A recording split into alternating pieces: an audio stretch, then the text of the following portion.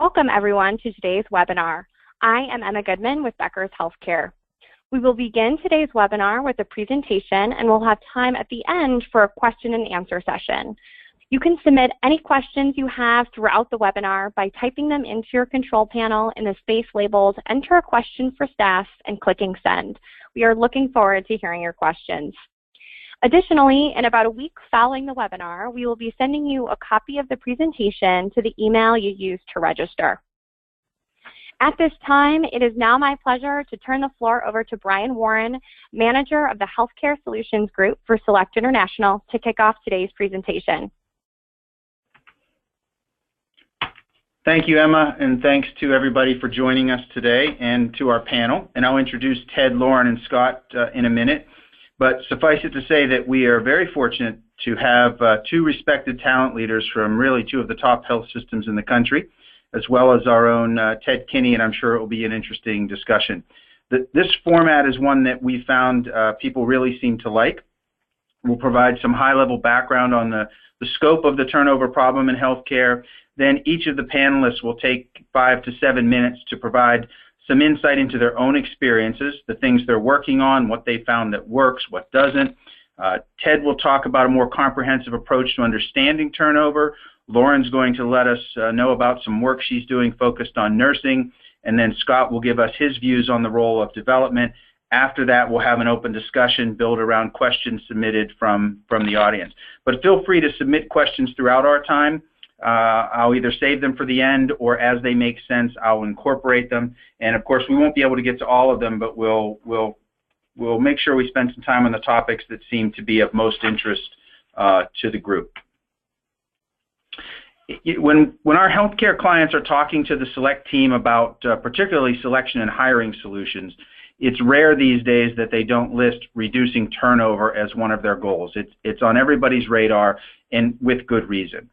For all of the talk about the impact of technology, the fact is healthcare remains a labor-driven service.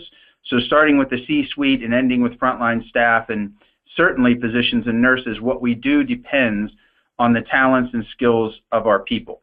So finding and keeping talent is paramount to successfully facing everyone's challenges, and it's becoming harder, and the failure, the cost is more significant than it ever has been in the past. Now, you'll see varying data on turnover, but I wanted to get started with just some recent national survey data that shows overall hospital data, or overall hospital turnover has remained somewhat flat over the past few years, around 17%, and nursing turnover more specifically has been trending upward, also around 17%. I know, interestingly, we did a webinar recently and looked at early turnover for new graduate nurses, and it's significantly higher because that's a different problem. And I'm sure Lauren will talk about that a little bit. If you start to calculate the cost of turnover, and this is a conservative estimate, I know we'll frequently look at least 1 to 1.5 times annual salary. If you assume that it costs $58,400 to replace each nurse, then the average hospital, depending on size, is really losing between $5.2 and $8.1 million annually. That works out to $373,200 for every percentage point change up or down. So you can see why turnover is a priority. And as I said, that $58,000 may be low. And while that same survey found that over 80% of organizations say that retention is a key strategic imperative, only 51% actually have a formal retention plan. So there's a disconnect between the importance and the effort being put forth to address the actual problem.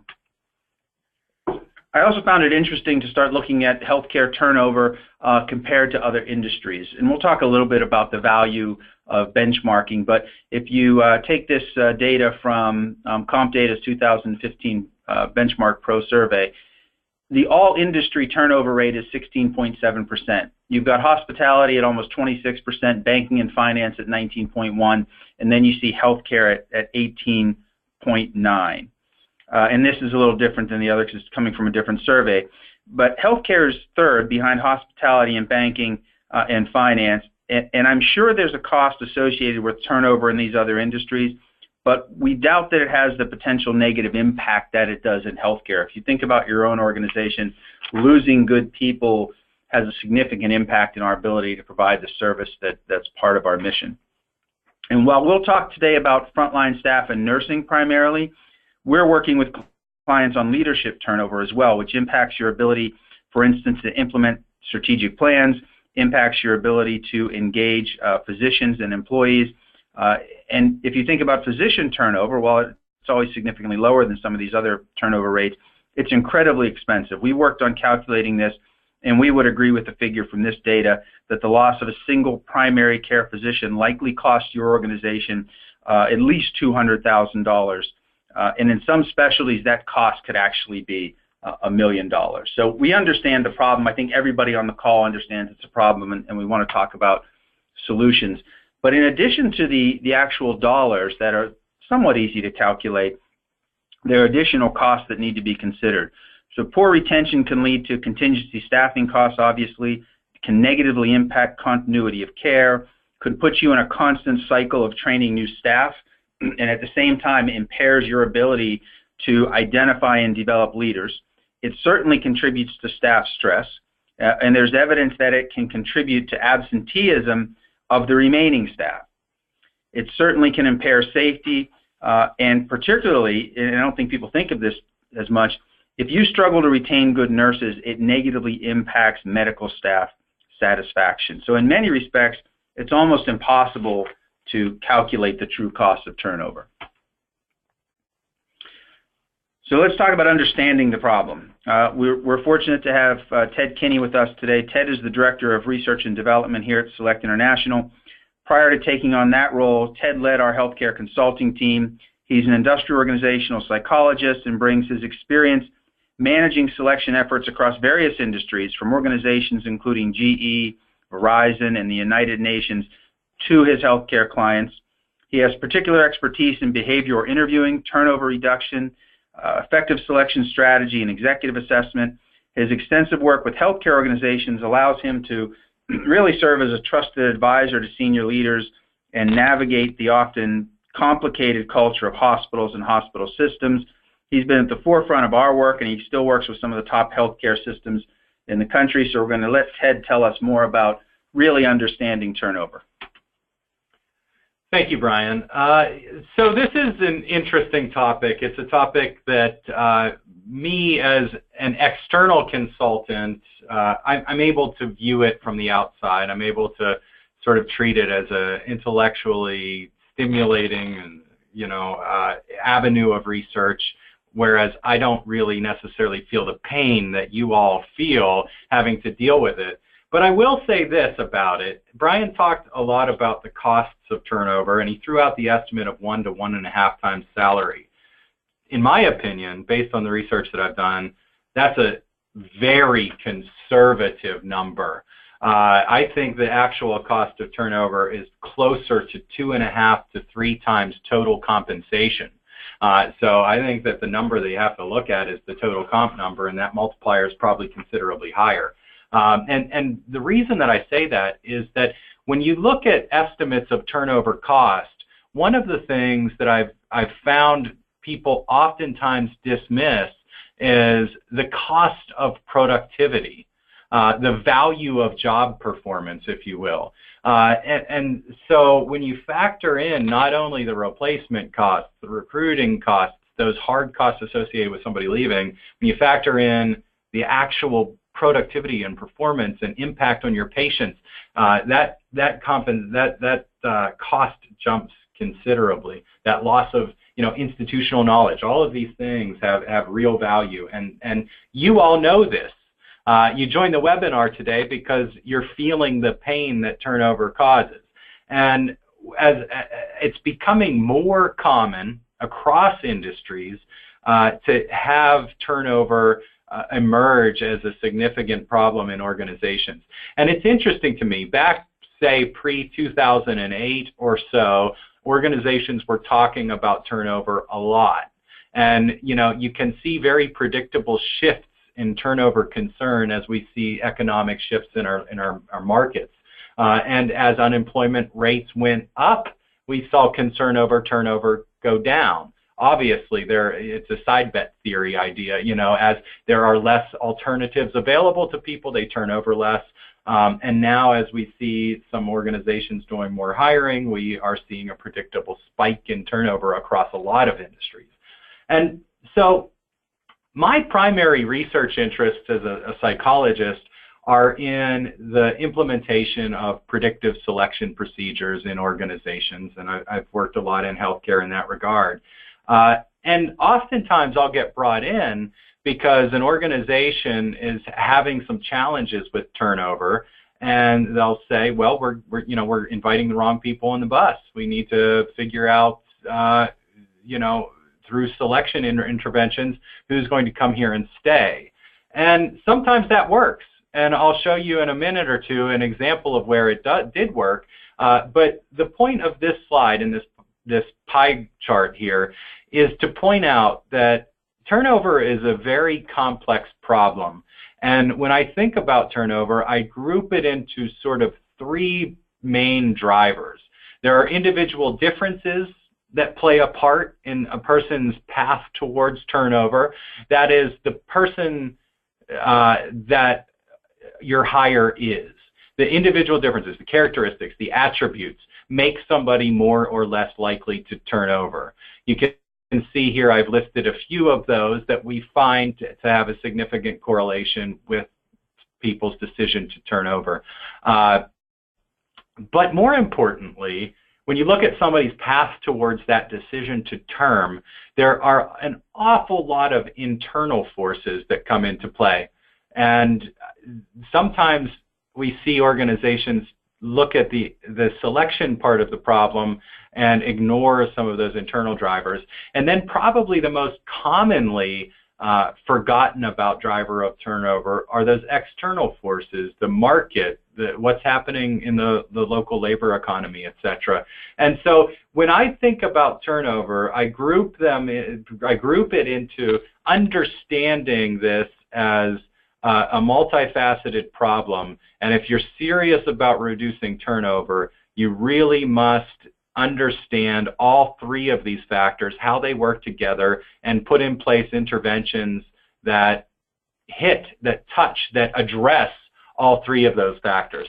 So the first one here, individual differences, drivers of turnover. As I said, there are predictable characteristics and attributes that lead to turnover, such as locus of control, adaptability, self-esteem, etc. And it's absolutely the case that if you held external and internal drivers constant, a good behavioral assessment, understanding that a selection process is a bidirectional decision-making process, and giving the candidates the information they need through realistic job preview to make an accurate decision about joining your organization is a useful approach. And we see here an example of this. This was it just happens to be the last turnover study that I did, and that's why we included it, because it's new. This wasn't in healthcare, but we looked at a manufacturing organization that really is an employer of choice in their local labor market, and so they have very great leadership development programs, and so those external and internal drivers were pretty strong. And in that case, we were able to find that the implementation of a behavioral assessment led to huge differences in the likelihood of turnover across the bottom versus top 80%, bottom versus top scorers on the assessment. We looked at some odds ratios here, and we found that candidates who are in the bottom 20% were 2.5 times more likely than individuals in the top 80%. We've seen similar results to this in a lot of different hospital systems too. We've worked with organizations in healthcare that have low turnover, and we've cut it in half. We've worked with organizations in healthcare with very high turnover, and we've cut it in half. But in all of those cases, selection isn't the magic bullet. Selection is a piece of that puzzle, and unless you consider how those other two factors hit, they also, the selection in and of itself won't be the magic bullet. So internal drivers of turnover, a lot of these are common sense. A lot of these are things that you know about. So if you have a dysfunctional culture, people are going to leave it. If you're not paying them enough, people are going to leave it. If your job design is such that people are overworked, they don't have autonomy, etc., they're going to leave.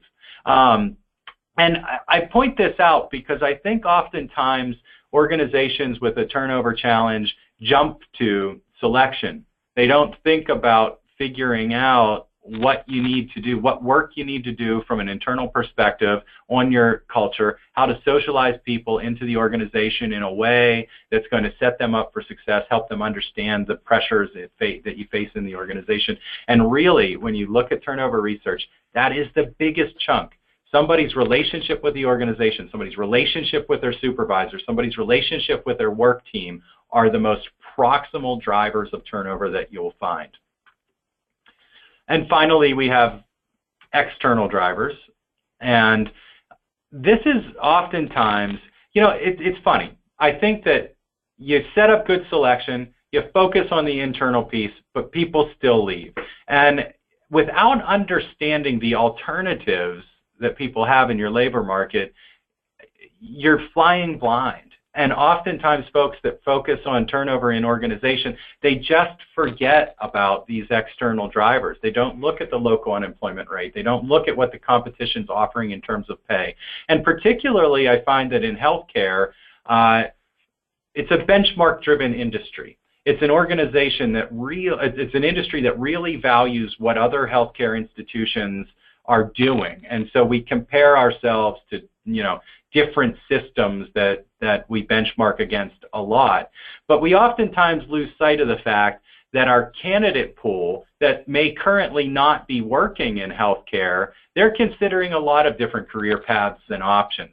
So it's just as important to compare ourselves if we're hiring nursing assistants to Starbucks or to the call center down the road as it is to benchmark against other healthcare organizations. So really diving into the side bets, diving into the alternatives, diving into the market analysis can really teach some valuable lessons about how to combat turnover in your local labor market. Ted, just for clarification, there was a question, these lists that we have of the potential drivers, they're not prioritized in any manner, right? This is just a list. No, they aren't prioritized, and that's a good question because in some labor markets, for example, taking the external drivers here, in some labor markets, reputation is the most important driver. In some labor markets, the local applicant pool may not just have people in it that are going to stay, that are available. So you really need to look at your individual situation through this multidimensional lens, figure out how your organization is doing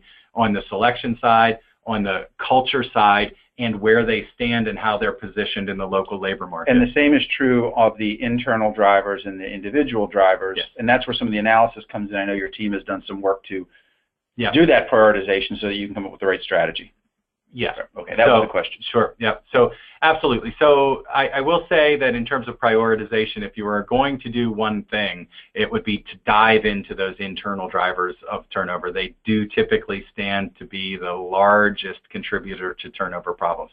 Makes sense, right? Mm-hmm. If your supervisor's a jerk, you're going to leave regardless of how good your selection system is.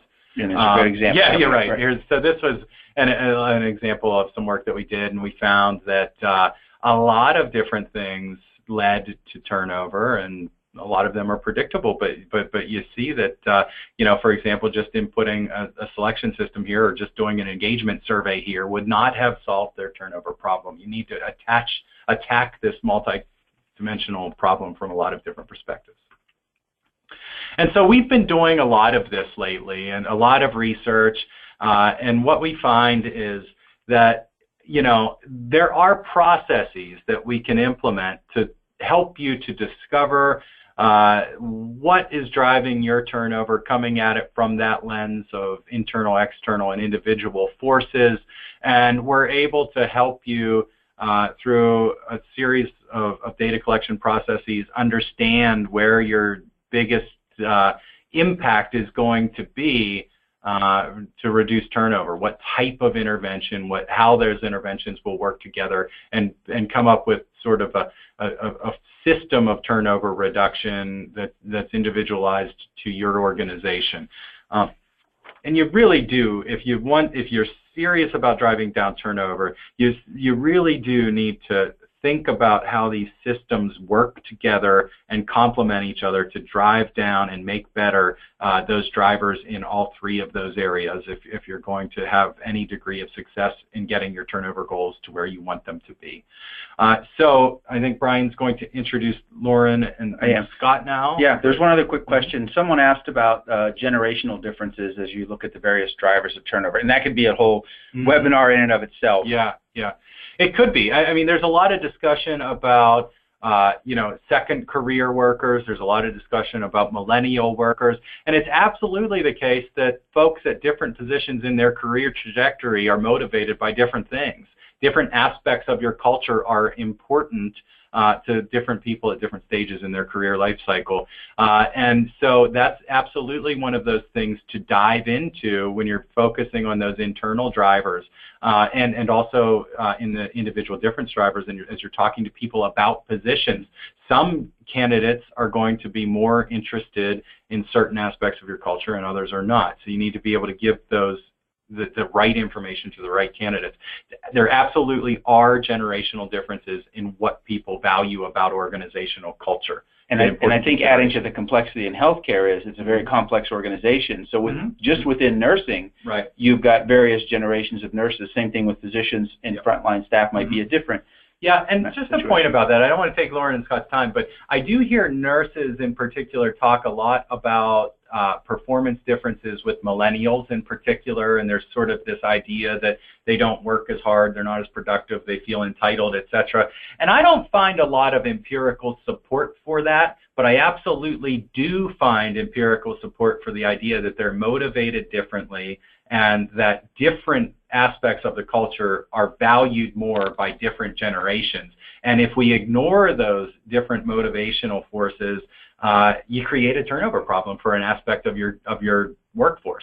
So generational differences are an important consideration when thinking about those internal drivers of turnover. It's a good question. We'll get back to Ted during the discussion at the end. I want to introduce Lauren. Our team has had the pleasure of working with Lauren Lloyd for a number of years now. One thing we know about Lauren, she is passionate about hiring the right people and about the talent team's impact on patient care and organizational performance.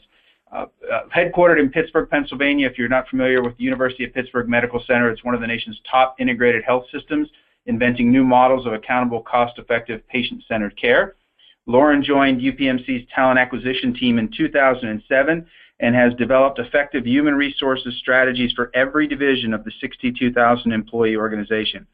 Prior to joining UPMC, Lauren was with Terra Resource Group, where she supported clients with the recruitment of finance, HR, and IT talent. As you can imagine, turnover is always on Lauren's radar screen, but recently her team has been keenly focused on nursing turnover, so we've asked her to provide an overview of the work they're doing. Thanks for joining us, Lauren. Thanks so much, Brian. So I actually am going to spend the bulk of my time talking about nursing and nursing retention and nursing turnover because, as Ted mentioned, there is an inverse relationship between the unemployment rate and the turnover rate. And in the Pittsburgh market, the unemployment rate is actually pretty low. And that has forced our organization, it's a healthy force, but it's forced our organization to really focus in on what we can do to select and retain our best staff. And when we looked at our areas of high turnover across the organization, we figured that there were two main areas where we could make a significant impact. So there's nursing and then there's our service associates. And really nursing has a big opportunity related to shared savings and pay for performance. So we've really been my team has been taking a very deep dive into what we can do to reduce our nursing turnover. And I feel fortunate that our numbers are actually a bit lower than the numbers that Brian quoted a little earlier. But I think it's because we've been working and constantly refining some of the tools to help reduce those turnover rates. So there's three areas that I wanted to focus in on on today related to what we've been doing to impact nursing retention. But just to kind of start with the scope, we actually have over 12,000 nurses at UPMC, and it makes up 22% of our workforce, and we have on average about 700 RN job openings at any given time. And so my team here in talent acquisition is responsible for filling all of those positions, and we actually have become highly motivated to help our nursing leaders reduce the turnover so that we can bring down our work volume. As any other healthcare HR team, we are kind of a lean and mean staff here, and so we want to be able to bring down our turnover rate to positively impact our requisition volume as well. So, Brian, if you wouldn't mind moving forward, I think there are about 3 areas that we wanted to talk about that have been our major areas of emphasis over the last year or so related to reducing nursing turnover. So the first is on selection, talk a little bit about how we are working to understand and engage our nurses, and particularly a new generation of nurses, to kind of hit on some of the things that Brian and Ted were talking about, but then also helping our nurse managers understand the impact of turnover and the risk that's associated with it. So I'll start in a little bit with selection. About a year ago, UPMC decided to launch an effort to really build a culture of service excellence. It was a huge, huge initiative for us where we actually trained all of our 62,000 employees, and really it was the first non-compliance mandatory training that we've rolled out across the organization. So it was a major cultural push for us. And we wanted to make sure that in TA we were hiring people into the new culture that we are building over time. So really hiring people who support that culture and can be successful. And we thought we needed to focus in on those individual differences that Ted was mentioning before. So we actually worked with Select to develop a unique UPMC values assessment that would be integrated into our employment application process and use their validated content, but map them to our unique values and behaviors that are necessary to support those values. So we rolled out our assessment about 9 months ago, 10 months ago now, and it is fully integrated into the application process, and it has had a huge impact for our hiring managers as well as our recruiters. We actually use the results of the assessment to rank and stack our candidate pool.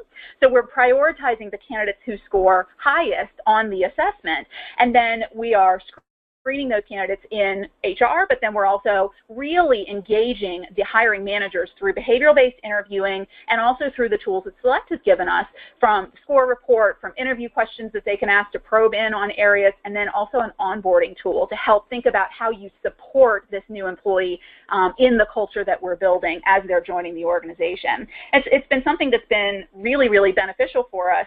It's actually helped our managers put a magnifying glass on the topic of retention, and they are so much more aware just because we implemented the tool and much more focused. They want to hire well. We've already seen a decrease in our 6-month turnover rate, so we're feeling very good about that.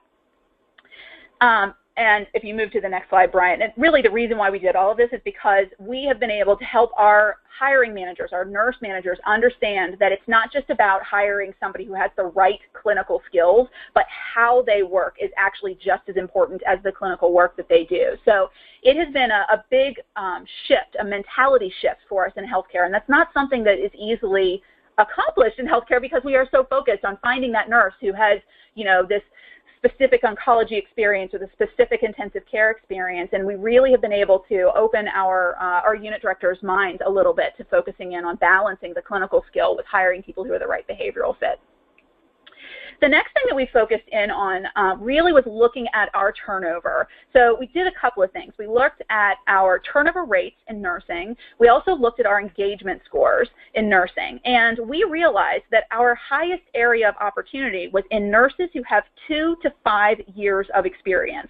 So, to kind of go back into some of the commentary with Ted earlier about generational differences, what we found is it's not actually just generational differences. There are differences in how a newer generation of nurses is engaged and what creates loyalty from them based on their ages within. So some of the things that we hear about younger nurses who are kind of earlier or later, I should say, in that Gen Y category are really focused in on promotional opportunities. They want to grow quickly, whether that's vertical growth or horizontal growth and kind of learning different skills, but they also want to return to school. And so those are some of the things that we found there. We also found with nurses who are a little bit older, and it's interesting because it seems like it's about age 29 is when it shifts in aggregate in our data, where those nurses are less focused, same generation, but they're less focused on promotional opportunities and those types of things. They're actually more focused on flexibility. So even within that same generation, there are different things that those nurses are looking for. And they're generally looking more for a supportive environment and having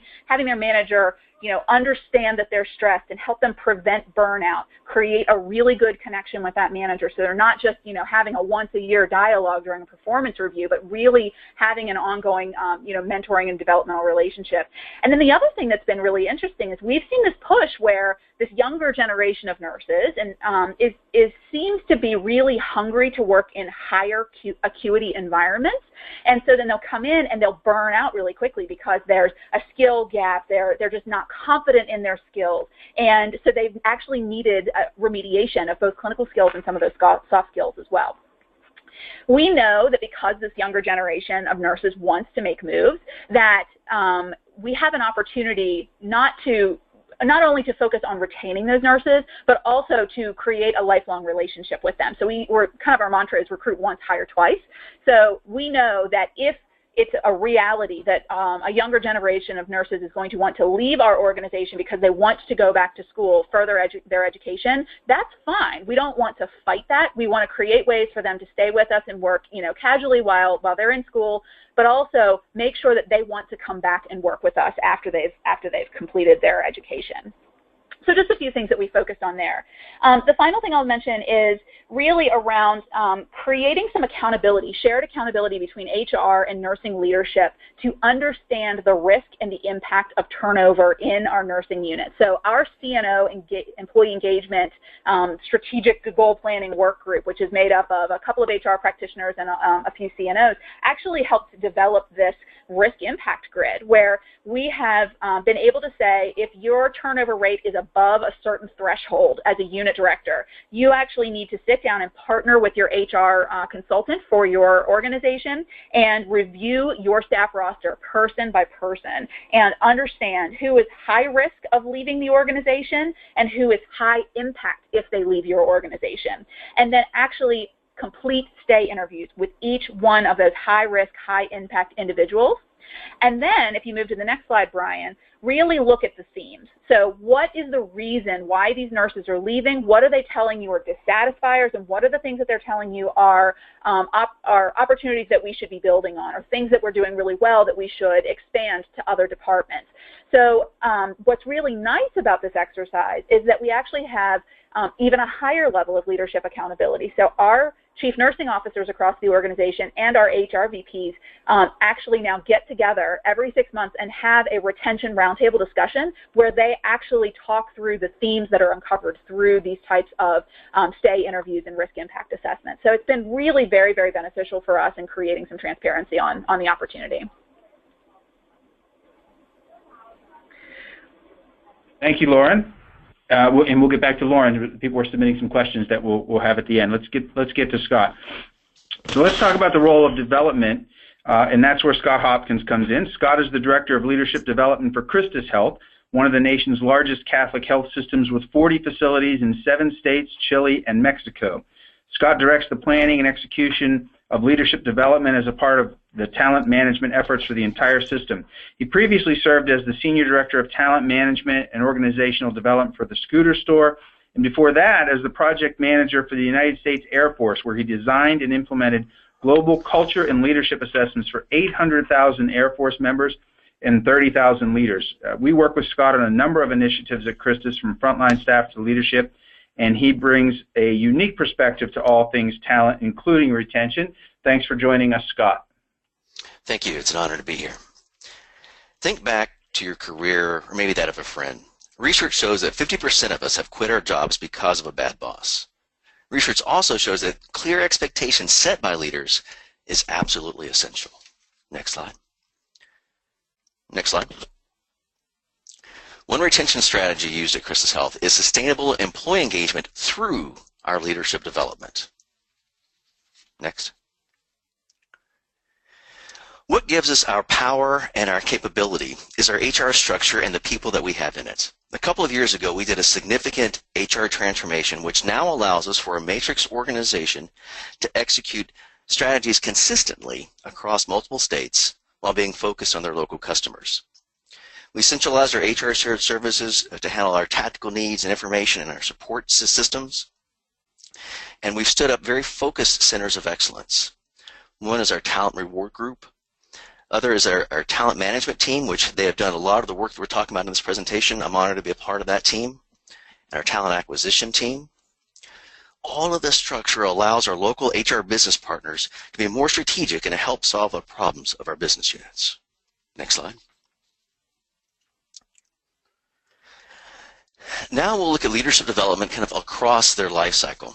Our talent acquisition team has worked closely with LinkedIn that now the job application can be completed with just a few clicks.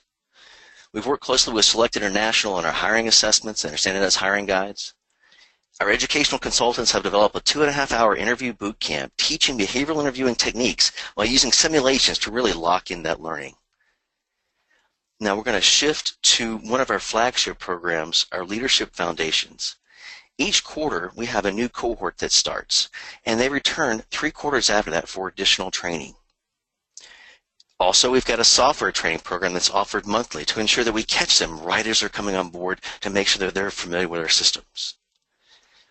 Now, we're shifting from managing our budgets by people hours to really understanding and managing by total labor costs. We've had quite a bit of conversation around generations here. We're rolling out a 4-hour generations program across the entire system to all leaders as well as our executives. Now, we are looking at how we teach leaders how to have a different set of expectations, how to have those conversations with their high, solid, and their low performers. Next slide. Our HR business partners are an essential connection for us. We recently completed a Train the Trainer program that will be presenting. They will be presenting Interview Boot Camp and High, Solid, Low as a part of our Leader Foundations program. And this certification is not a given. It is intense. In advance, we send them slides, handouts, a video of the class, assignments, and the criteria for certification. When they come to the face-to-face training, day 1, they watch the courses live, have a chance to interact, ask questions. Day 2, they come back and teach back their assignments. They receive feedback from multiple levels, and they're videoed. All of this is summarized in 3 different levels of certification. At a leaf level, they're able to teach that course on their own. At a trunk level, they can co-teach with someone that is at a leaf level. At a root level, they didn't pass. They have to start over. New this year, we're doing tier-based leadership development around our associate survey results. We have 3 different tiers, with tier 3 being at the lowest. Our HR business partners are working closely with our leaders to develop individual development plans. Next slide. And Christus experience is defined by the trust our associates have in their leaders and the trust that patients have with their caregivers. To help facilitate these conversations and keep them rich, we teach a consistent leader rounding on associates, where those leaders meet with their associates monthly or every other month. Next slide. Within talent management, our org and capabilities team and our leadership development team support multiple levels of growth, kind of starting from the bottom up. We have all new hires come through our general orientation, and all new leaders receive a Christus Leader Onboarding Guide to help orient them to the organization. We have an executive simulation program. We have Leader Foundations, which we've talked about. We have a Center for Christus Leadership. You have to be nominated to attend these. We have roughly 50 to 55 people come, and this is done 3 times a year for additional development. We also have a Leadership and Ethics Academy above that. And this is, again, another nominated program with 18-month succession plan. It's a long program. Leadership Development Institutes, we do those 3 to 4 times a year, and each region, each CEO in that region has an engagement, and they connect with what is important to their people, and our talent management teams help supports them and to make sure they've got the speakers and the tools they need. Next slide. And we're conducting talent reviews across the organization right now, and we're also getting started on our talent analytics. For our recognition, we're celebrating those Tier 1 leaders with dedicated development events, such as bringing in high-powered speakers just for that particular group.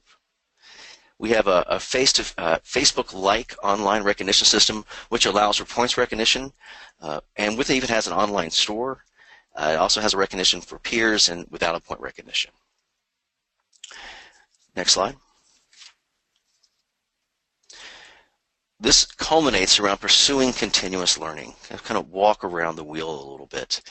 There are 4 E's that the learners learn in 4 ways, and this is designed to see how learners are already learning, and frankly, it's how to learn to keep up with the business. Education is more of that traditional learning, e-learning, classrooms, simulation. As we look at the experience, that's on the job, checklist, stretch assignments, and rotations.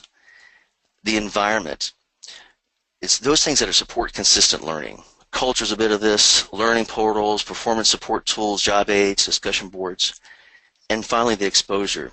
Those things that build those networks, professional networks, social networks, professional organizations, mentoring and coaching. Now we want to look at 3 different time frames. We want to describe what happens to take care of the immediate needs. How do we answer those questions? What do I need to do right now to be successful? For the intermediate level, those things that answers the question of what do I need to grow with in my current role? And finally, for that transitional piece, that describes what needs to be done to build my skills, my relationships for my next job. It helps answer that question, what do I need to grow from my career? Now, from a business standpoint, this is what do we need the people to do in the future and how we're going to get them there. So again, this model helps to sum up where learners are, and how to meet different expectations. This is a broad overview of a lot of the programs we have. Next slide. Because as we keep that sustainment and engagement for our employees, they are there to keep our patients safe. And that's really what it's all about. Great, thank you, Scott. So now we've gone over a more comprehensive understanding of turnover. I think we've talked, certainly, Lauren hit some really great points about some of the issues that are specific to nursing, but of course they carry over to other job families.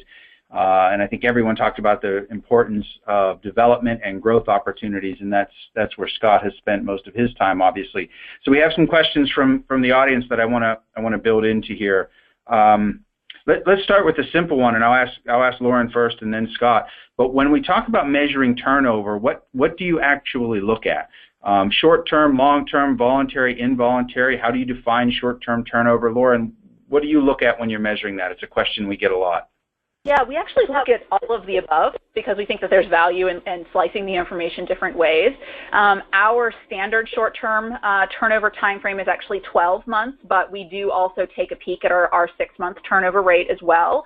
And we pay a lot of attention to both voluntary and involuntary turnover. We actually believe that our selection process has a lot to do with our involuntary turnover. So, we have tried to build a selection process that will allow us, in most cases, to hire people who are not likely to break rules and thus be terminated. So we pay a lot of attention to that as well. And the other thing that we look at is our rate of corrective action, which is not turnover, but, we do actually pay attention to, is our corrective action up to discipline? Is that actually increasing or decreasing? And we attribute a significant portion of that to turnover or selection success. Mm-hmm. Ted, I think you had some thoughts on how we measure it. Well, not how we measure it as much as wanted to key on something that Lauren said there, that she looks at all of those different turnover indices because all of those different indices have different causes. And so if you want a comprehensive approach to driving down turnover, you need to understand the types of turnover that are most painful to you, and then put in place the intervention that makes the most sense. So for example, Lauren said selection does a pretty good job, the assessment does a pretty good job with that involuntary turnover, I think is what you said, Lauren, if I'm not mistaken. And, so you can design a selection system to get at that. And one of the things that we find is that different predictors in your selection system relate to different types of turnover. So, for example, short-term turnover or early turnover might be related with some of the more cognitive aspects of the job. So that case study that I showed earlier, that was a situation where people had to learn a lot of information quickly, and those people that had higher cognitive ability scores were able to do that, and then they felt less pressure on the job and they had better short-term turnover numbers. Whereas some of the personality traits like positive attitude, teamwork, etc., are more of an indicator of longer-term turnover numbers because it's more of an indication of how they're going to fit within your culture. So these are all very complex problems. All of those different types of turnover are important, and they lead you to different solutions when you dig into them. Is it safe to say that what we see a lot is people not doing enough work to understanding the causes, but they're trying to implement a solution, and they're frustrated when the solution doesn't work? It's very often the case that I'll talk to a client who gives me a number, a percentage, and they say, this is what our turnover is. That's a starting point at best. We also got several. Go ahead, Lauren. I was just going to say, we also track on a quarterly basis what are the reasons for turnover. So when we look at that voluntary turnover, we actually say, are we trending up or down on nurses who are leaving to return to school, as an example? Mm-hmm. Mm-hmm. And then we can work on solutions to positively impact those things. One other thing that we look at for turnover at Christus is we do an exit survey, and it's a third party. And they contact those people either initially by phone and also over email. And we find out with third party, people are a little more honest and give us a little different perspective. But we get that data back. They bring us graphs. They define the comments that people have in, and we're able to dig down into that data and research on reasons by all levels and groups and locations. Good. I've got a couple questions about the interview. And Scott, you talked a little bit about the interview training that you do. One of the things that we found is that healthcare particularly, we promote people to roles where they are interviewing people and don't necessarily have a lot in the way of interviewing skills. Is your interviewing program well received, and how does it impact turnover? We've built the program across 2 years. We initially stood it up in an organization that had high turnover. It's designed to be fun. It has a military theme to it. I come in a uniform, and it's just high energy. And so it brings people out, and it lets them know it's okay. And we start to talk about the reasons why, and we really get deeper into those behavioral interviewing tools. And you're exactly right. A lot of the folks that come through there, we ask the question, how many have had formal interview training? Very few raise their hand. How do we leverage this? We see this impacting in certain areas, not necessarily in all areas. Around even managers that have been interviewing for years say, I've walked away with valuable information and of how to approach an interview. I know we'll frequently talk to healthcare organizations about interview training as somewhat low-hanging fruit. It's not difficult work. You're already doing interviewing. If we can make it better, I like the idea, Scott, that you're presenting it as a two-way street. By making it fun, you're delivering a message to the candidate about who Christus is and setting expectations that way, and I know that's something that we endorse. And Lauren, there were a couple questions about the stay interviews. I think if you could elaborate on those, how do you use them, when do they take place, that would be helpful. Yeah, so we don't have a formal time frame in place for stay interviews right now. So we don't, as an example, do like a 30-day, 60-day, 90-day check-in. Unfortunately, we're not at that point. The stay interviews that we're doing right now are really with anyone who is identified to be high risk for leaving and a high impact if they left the unit, so regardless of how long they've been with the organization or with that department. And really it is not a scripted conversation. Typically it is the HR consultant and the hiring manager together deciding how they want to approach that employee, whether it's HR that handles it or whether it's the unit director, and there's a variety of factors that go into that decision, but it's theirs to make. And then really it's just questions about, tell me how things are going. Are you feeling supported? Are you feeling like you have the flexibility in your schedule? Do you feel like you have the right training? Do you have the tools you need to do your job? And that starts a larger dialogue. So it is not incredibly scripted, and that has worked very well for us because our nurse managers they don't really tend to respond as well when we say this is exactly what you need to say and what you need to ask. It's a bit too robotic. So we've given them some flexibility, and that's been helpful. Good. Ted, you had some thoughts on the interview because we spend a lot of time on that. Yeah, and and thinking about more selection interviews here as opposed to stay interviews or exit interviews.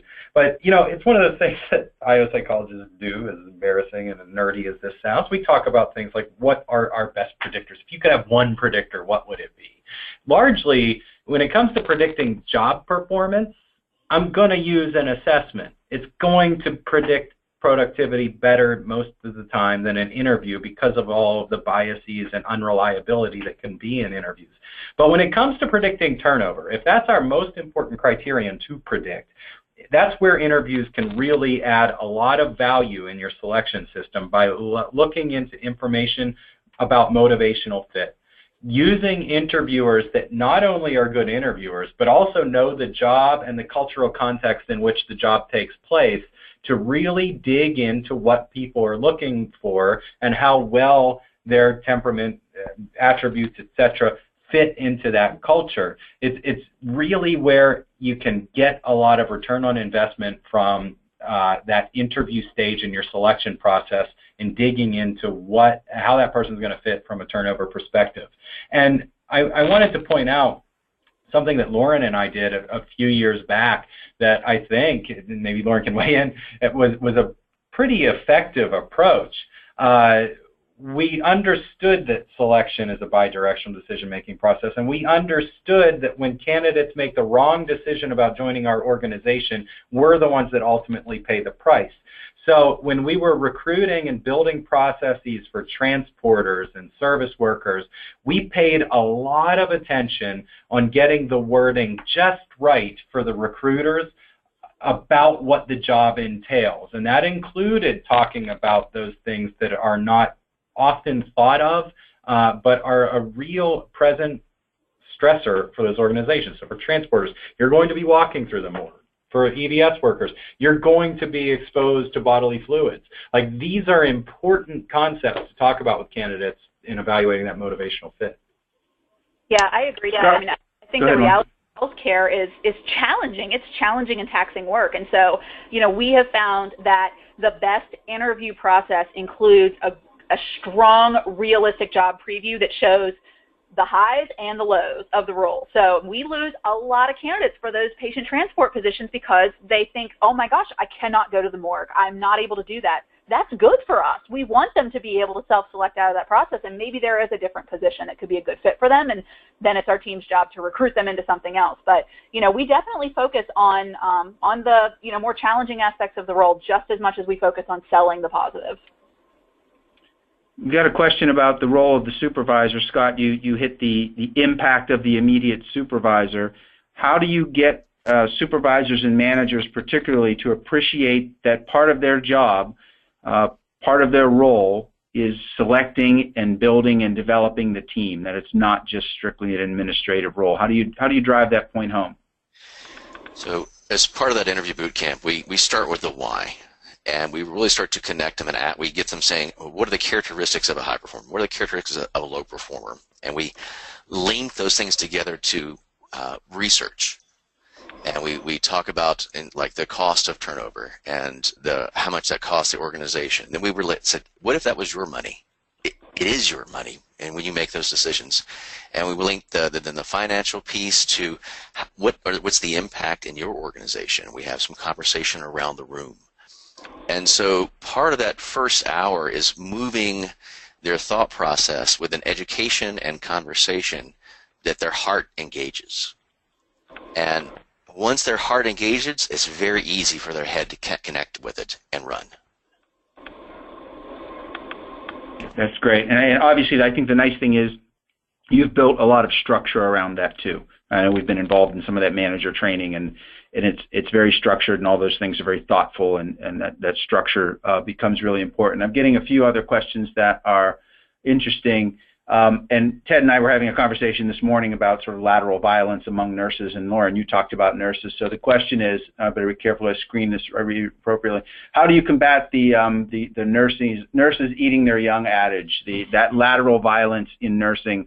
How are you addressing that, Lauren? I know, Ted, you have some thoughts too. And how does it affect turnover?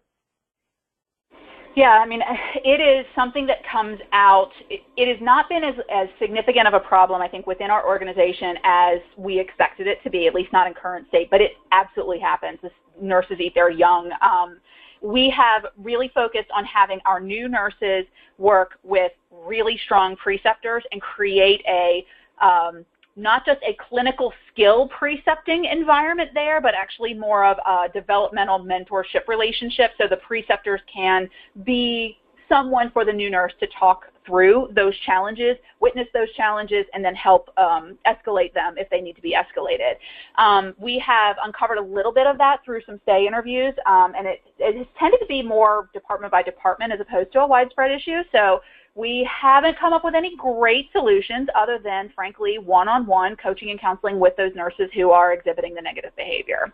I don't know, Ted, if you have something that is more awe-inspiring than that to share, but I wish that I did have the magic bullet there, Lauren. I think the conversations Brian and I were having this morning were more about, over the years, healthcare has focused on task performance in making decisions about people in organizations, and sometimes,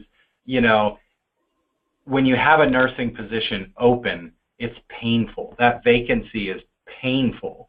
And there is sometimes a rush to hire somebody, and sometimes you'll bring in somebody that has a lot of great nursing experience, but they have that nursing experience in a counterproductive culture. And we were just talking about how it's just as important to consider that cultural fit and whether they're going to be a good fit in the aspirational culture you're driving towards, which obviously does not involve eating your young. So sometimes leaving that vacancy open, as painful as it is, can be the right decision for long-term organizational health. This is a practical question that comes up frequently, and if quickly, Scott and Lauren, you can give your thoughts, and I know, Ted, you have some. What do you do to integrate current employees into the interview process, if anything? Lauren, do you use panel interviews or integrate current staff when interviewing candidates? Yeah, we actually don't use panel interviews for staff nursing positions. We use coworkers to be a part of the job shadowing process. So at the end of every interview, at the very minimum, there's a tour of the unit, and the candidate gets to meet other nurses on the unit and just interact with them for a little bit so that the rest of the team can share their feedback from that brief interaction. In an ideal world, and in most of our nursing units, we actually do have the candidate complete a job shadow that ranges between 2 and 4 hours in duration, where they're actually working not with the hiring manager, but side by side shadowing what one of their potential future colleagues is doing. So they get to interact with them, and then we gather and document the feedback as a part of the selection decision from that shadowing process. Good. Scott, do you guys do anything similar? We do very similar. We have peer interviews. I think one thing that's slightly different maybe is that our managers are encouraged to only provide candidates that they would fully support to their peer teams, and with the understanding that maybe means no.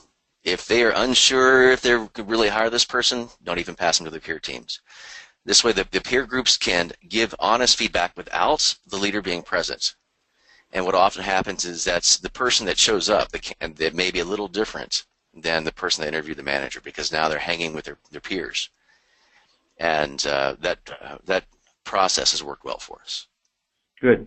We have time for one more question, and some of these others we'll reach out to people and try and get you answers. But the last question is actually getting back to Ted's area of expertise here, is the ideal use of the assessment tool itself. And the question came in as, do you use it as a pre-interview assessment tool, which gets to the issue of where should you use behavioral assessment during the process? Yeah, it is a good question, and I think that when people get interested in assessments, they sometimes treat their selection process as piecemeal, as opposed to looking at the system and how each piece flows together. And I often do work with organizations to recommend a process that uses the assessment prior to the interview, because I think you can maximize the utility and value of your interview this way. So by cutting people with an assessment that's going to predict turnover, it's going to predict performance, etc., you're whittling down your candidate pool to a much more qualified group that gets interviewed. And what that actually does over time is it makes your interview more predictive, because over time the frame of reference that your interviewers are looking at in the candidate pool shifts upwards. They're able to make finer grained distinctions than they were when they had a broader view of a distribution of talent that they would have to interview. So by using that assessment earlier, which is a low resource spend to get predictive cuts out of the pool, it just makes every stage of your hiring process after that just a little bit more predictive than it would otherwise be. Good. Hey, that brings us right to the hour. I want to be respectful of everybody's time. There are some additional questions here, and we have your contact information. We'll send a note and try and answer those to the best of our ability. I wanted to thank our panel, Lauren Lloyd from UPMC, Scott Hopkins from Christus Health, and Ted Kinney from Select International. We hope that was helpful. I think Emma has some announcements, and I think that everybody saw that you will get a copy of the presentation itself, and we're happy to field questions. You can reach us directly here at Select, contact me, Ted, or we can even forward questions on to Lauren and Scott. So I'll hand things over to you. Thanks, everybody. Have a great day. Thanks so much, Brian, and thank you so much to our panelists. That covers it. So we wish you a wonderful rest of your day and look forward to having you join us for future webinars.